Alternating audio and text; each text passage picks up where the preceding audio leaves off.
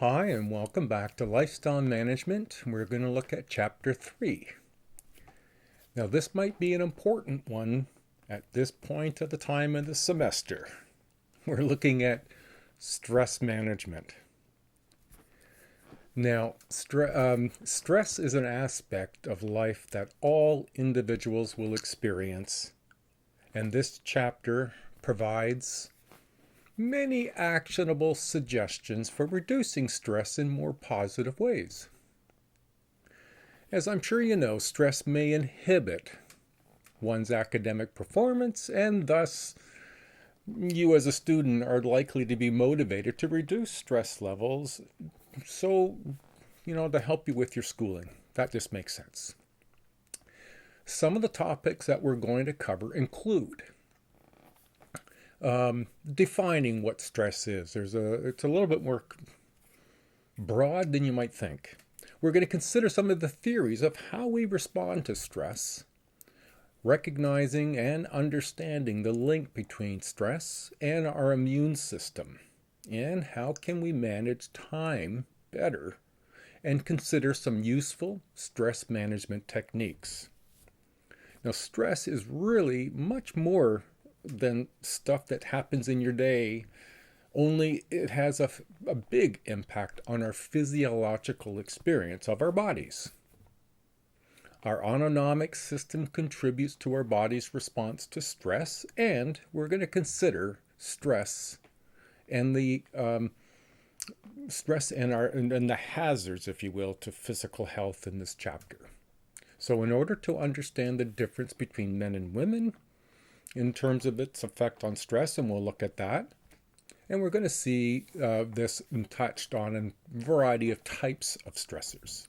Now understand that the technology that has been highly beneficial in our modern lives also causes simultaneously increased stress for many people due to never being unplugged, for example. So let's get started with this chapter on personal stress management and hope that you can get something out of this both for right away and perhaps in your future academic career or in your chosen profession. Now, I'll be adding some additional content to both this part 1 and in the part 2, the next video, that are not in your textbook, as I thought it might be an important chapter and I thought this might really help you out some. So let's begin with what is stress? Well, stress is a non-specific response, and I'll come back to that. It's a non-specific response of the body to any demand made upon it. Okay, non-specific response. That just means, that there's no single one thing that happens when a demand is made on the body. We have multiple things that can occur. There are many. So let's just say non-specific responses or response of the body to many demands put on it. Now, according to a primary author in the area of stress is Dr. Hans Selye, and he's a pioneer in the study of psychological responses to challenges. Now, he considered what is it that the body does to compensate for the kinds of demands that are put on the body every day. Now, some of these demands are psychological, some of them are emotional, some are spiritual, some are academic, some are professional, and others again are physical. In other words, the body reacts to stressors, the things that upset and excite us, in the same way, regardless of whether they are positive or negative. So whether they're, good stress or bad stress, the effect on the body is still the same. Now that's an important note, as we're going to look at this a bit. You can look at stress sort of as being in the middle. It's benign. For example, when you breathe, all right, no biggie.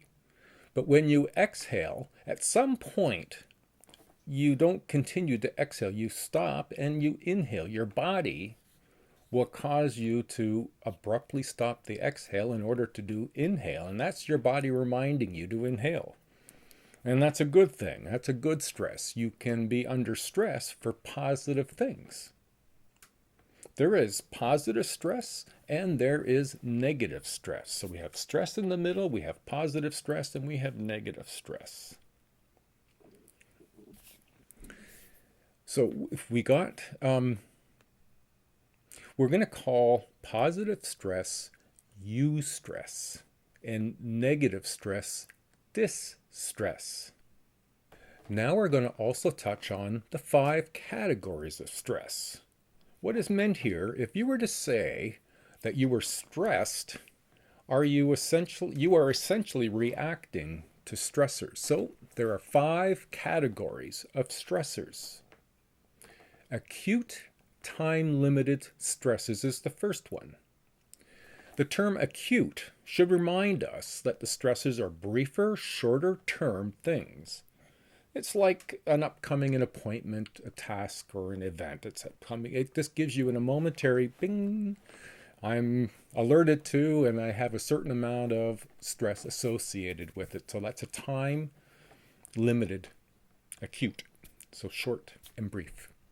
The second are brief stressors. Now there's a difference. There are stressors on the day-to-day variety, such as deadlines, assignments, or tests. So these are brief stressors. They're for short periods of time. Thirdly, are life change events. Now these can relate to some decisions that we've made and will change our life in some meaningful or significant manner. And likely it's going to affect our future. It's kind of like getting married, having a baby, starting a new career. Fourth is the chronic stressors, and as the term chronic suggests, these stressors are going to be ongoing and long-term. This could be resulting from life's changing circumstances, perhaps as a result of a disability, for example. And then fifth, distance stressors. These stressors can be either based on a traumatic experience from one's past or some current event where the effects can be indirect. For example, like reading about climate change and being concerned for the future. It's not necessarily happening for you right where you are at that moment, but you've read about it and you are anticipating. Now, as I mentioned earlier, that stress is benign. It's sort of in the middle on the continuum. There's distress, that's the negative stress, and there's positive stress, eustress. You may have assumed that stress refers to negative effects, heart palpitations, anxiety, procrastination. These effects can deplete or even destroy energy.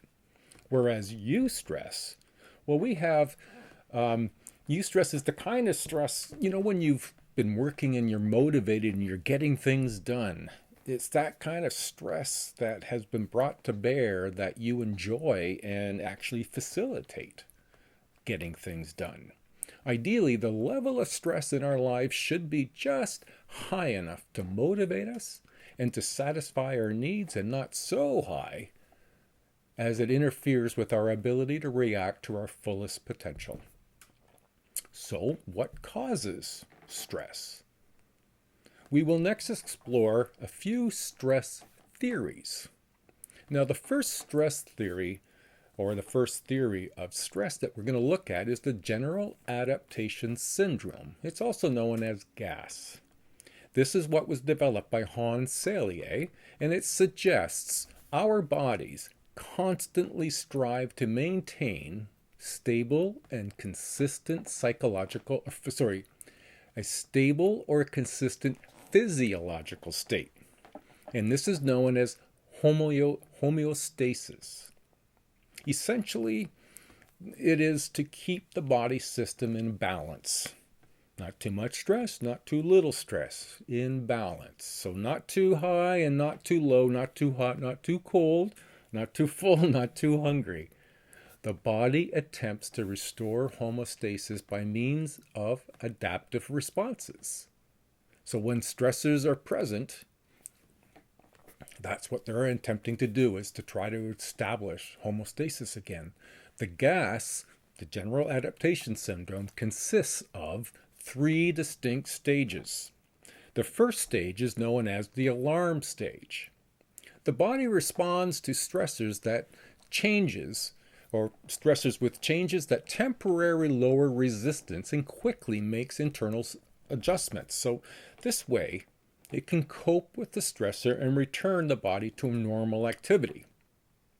Now, during the alarm stage, the body responds to the stressor with changes in order to establish some balance again. But that's not always going to work. And does that always happen? We can mention how resilient we are. Now, this can extend the alarm stage, but at some point, the second stage may occur. The alarm being the first stage, resistance is the second stage.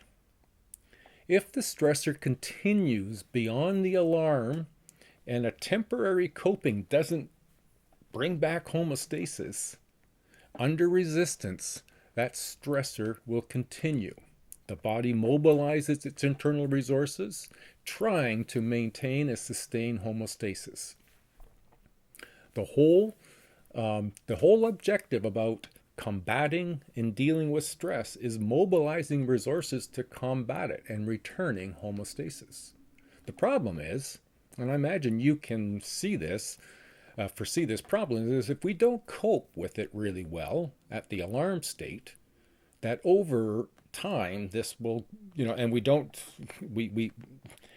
have enough resources to resist the stress, then that will bring about the third stage. And the third stage is exhaustion. If stress continues long enough, we cannot keep up normal functioning. We can't keep compensating for the stressors. We start to be affecting our physiological health, our emotional health, our spiritual health, or our social health all starts to be affected. And we cannot keep coping under exhaustion. Perhaps upon reflection, you can see how this is manifested in your own experience, of stressors. The next theory we'll consider is one that's named F3. In other words, flight, fight, freeze. Now, this theory is based on research, and it's based on the observation of animals in stressful situations.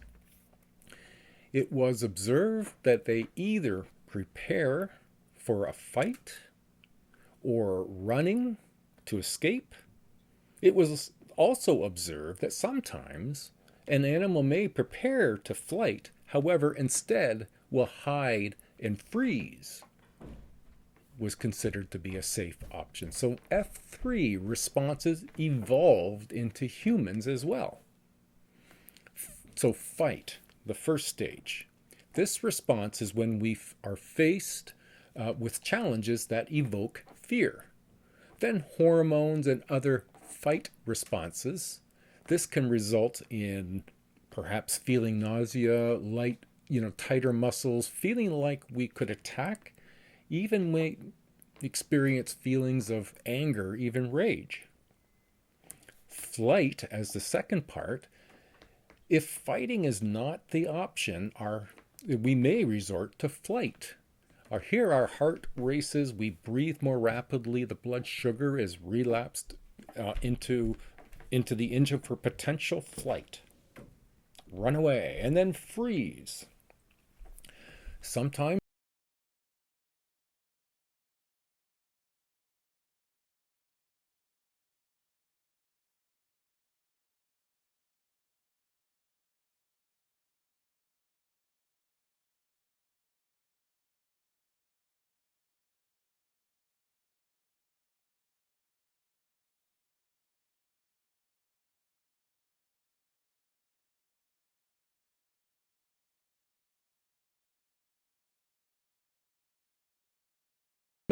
transactional model of stress and coping.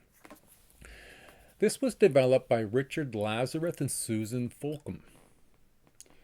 The theory looks at the relationship between stress and health.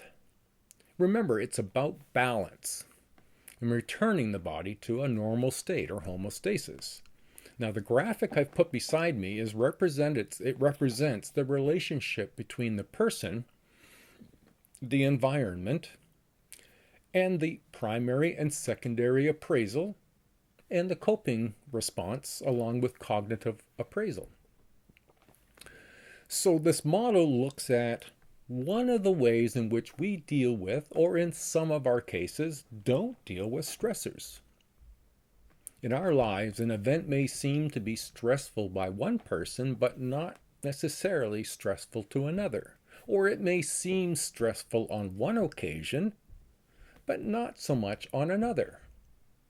It's not surprising, for example, I'm comfortable standing in front of a lot of people, sometimes quite a few people, and talking. I've done it most of my life. Yet that's one of the number one stressors for people is doing a public presentation or talking in front of an audience. So that event of being in front of an audience, as my response to the event, it gives me a different outcome than for somebody whose reaction to the audience is panic. Our outcomes would be very, very different. So how can we determine how much stress might we be under or experiencing? Is there a measure for stress events? Thomas Holmes and Richard Rahe both are medical doctors, and they devise just such a scale. You may have seen this scale before. It's a scale to evaluate levels of stress and the potential for coping with that stress. It's based on life changes, our life change units. These are estimates that each life changes has an impact. Now, people who accumulate more than 300 life change units in a year are more likely to suffer serious health problems.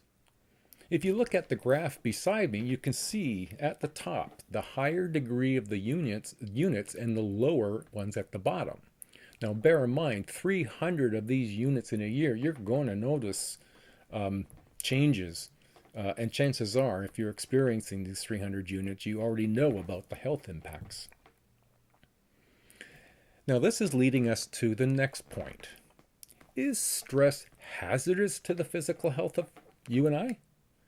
Well, studies have indicated, or studies have implicated, stress as a culprit in a range of medical problems. Stress is specifically linked, in negative ways, to our immune system, our heart, and our digestive system. So let's begin with stress in the immune system. Psychoneuroimmunology, or PNI, its focus is on the relationship between our brain's response to stress and our immune system. When our brain takes note, either consciously or subconsciously, of a stressor, it prepares our body for fight or flight. Remember the F3. Now, the image beside me shows you the central nervous system, where the autonomic system is in relationship to the central nervous system. You can also see the sympathetic and parasympathetic systems in relation to everything else. So it's just trying to show that these are all connected and that our responses in terms of emotional response stimulates the autonomic system, or the ANS, and either the sympathetic, which is the system that is activating our stress responses with the release of hormones, that preps us for fight or flight, or activates the parasympathetic system, which is the deactivator. It slows this down and attempts to reestablish homeostasis. Now you'll see in figure 3.2 the effects of stress on the body. Now, more powerful chemicals triggered by stress dampen or suppress the immune system. This is our network of organs, tissues, and white blood cells that defend against disease. Both traumatic stress and minor daily hassles can impair immunity. Now it's really worth noting we might understand what traumatic stresses are, but what are daily hassles? Our daily hassles, these are the things that we experience on a day-to-day basis. Perhaps you go get some salad from the lunchroom and you go look there and there's not any to be found. So you're a little, put off. That's a daily hassle. They can add up and be cumulative. So that's what's mean when they talk about daily hassles. It's little things that collectively can occur, and collectively as a group they can become pretty significant in the course of a day.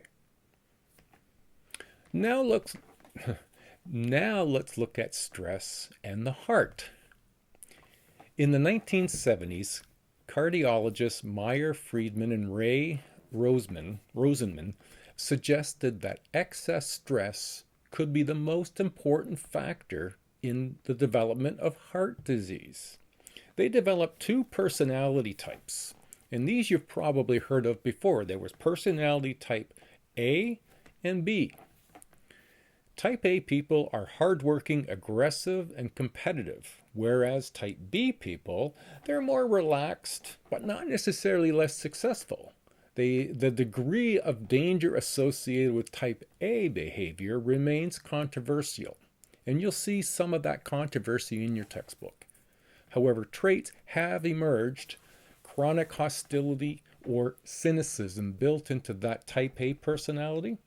Studies also found that altering type A behavior can reduce cardiac morbidity and mortality in post-myocardiac infarctions.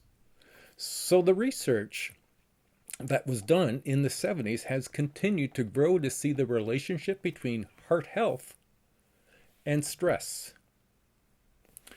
Lastly, let's touch on stress and the digestive system. Simple strategies, and this is a simple one, and don't know if we've chatted about it already or it will be upcoming. But drink plenty of water. It's a simple strategy. Remember that women, roughly 2 liters a day, and for men, roughly 3 liters a day. So plenty of water, eating fiber-rich foods, and maintaining an adequate intake of protein and complex carbohydrates. They all can help avoid stress-related stomach aches, overeating, and ingesting too much caffeine. That's mine. I drink a lot of coffee. And sugar, not so much on the sugar. When under stress, people tend to move simple carbohydrates, not the good ones. So move away from the simple, stick with the complex. Those are the ones we work best with.